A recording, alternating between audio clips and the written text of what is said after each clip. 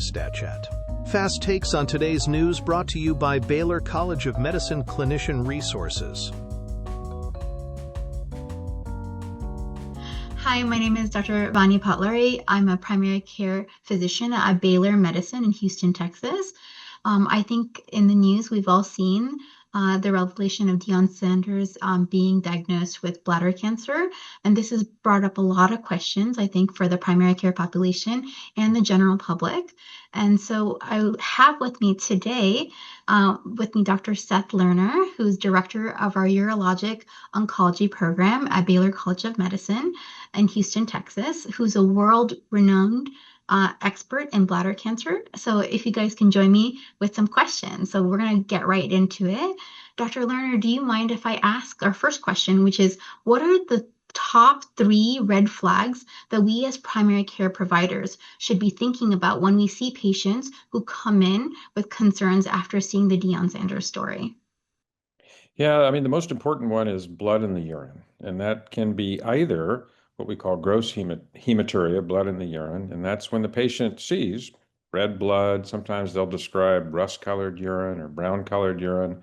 They may even see a blood clot.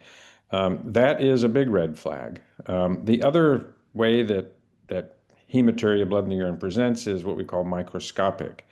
So that is detected on a urinalysis, which is a microscopic exam of a urine sample. The urine looks clear, but it may have a large number of red blood cells that we see under the microscope. When you compare gross to microscopic hematuria, the risk of having a urinary tract cancer is about 10% versus 3%. And there's metrics to determine who should get a workup with microscopic hematuria. But if you have gross hematuria, say in the absence of an obvious urinary tract infection, that should prompt an evaluation. So that's very much the top of the list. But if you also have, let's say you don't have blood in the urine, but you've had some burning with urination, and again, in the absence of a urinary tract infection, that can be a sign of bladder cancer. And then sometimes patients will present with a change in their urinary habits, like urgency, frequency, getting up at night to urinate often, again, without another explanation. Now, the problem is that those symptoms or signs also occur as men and women age. And it really, you kind of have to dig a little deeper to try to determine, is this something that we see in men with an enlarged prostate? Is it something that we see in women? Both men and women can have an overactive bladder. So those are a little more subtle. But too often, unfortunately, patients and sometimes providers, let me give you some antibiotics for this blood in the urine. If it goes away, you're fine. But the issue is that bleeding in the urinary tract comes and goes. So you might have it once, it might go away, but that doesn't mean that there's not something underlying there that we want to detect. Which brings up my second question, which is there any role for screening for bladder cancer? There's been a lot of work done on screening, and let me just sort of preface that by saying that the most common risk factor for bladder cancer, which is a disease of older people, 60s, 70s, 80s, is kind of the typical age range, but it's cigarette smoking. And the more you smoke and the longer you smoke, the higher your risk is. And when we look across the spectrum of patients diagnosed with bladder cancer, about half of them, or 50%, have a smoking history, cigarette smoking history. About 20% have some occupational risk factors.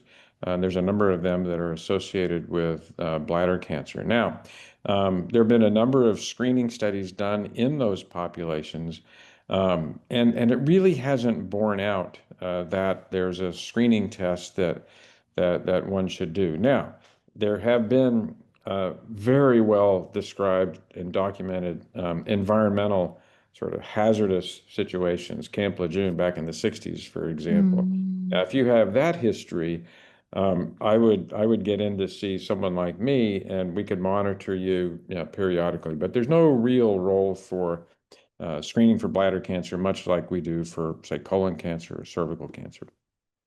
That makes sense. And one final question, when should we as primary care providers refer our patients to experts like you for further evaluation? Well, definitely if they have blood in the urine.